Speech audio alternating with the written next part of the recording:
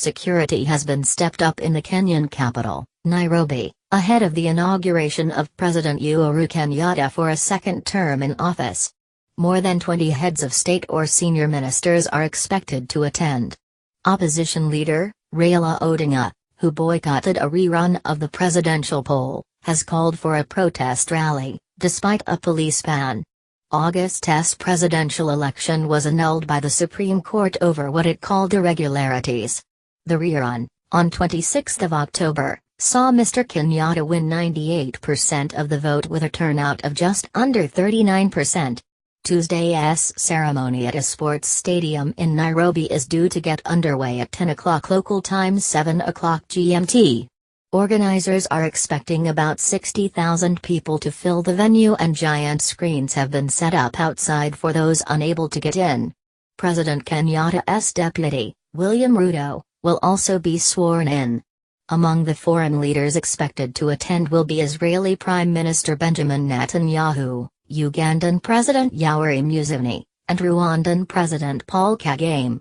The Kenyan opposition coalition has called on its supporters to boycott the inauguration and instead hold a rally in memory of people killed in clashes since August's election.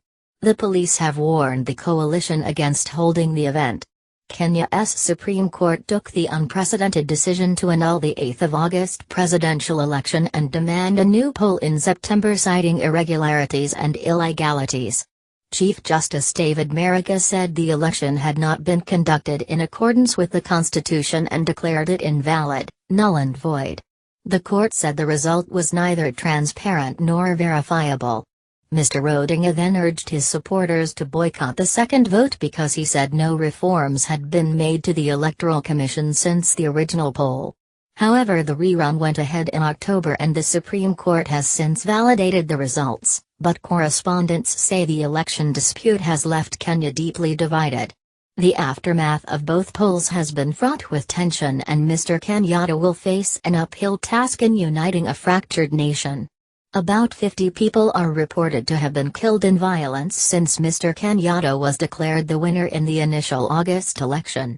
Mr. Odinga, who went away on a 10-day speaking tour in Europe and America after withdrawing from the election rerun, has called for a national resistance movement to restore democracy. Speaking earlier this month, Mr. Odinga said, "Today is the day we are launching Kenya as a third republic. What you have seen is a signal that a third liberation is coming soon," he added.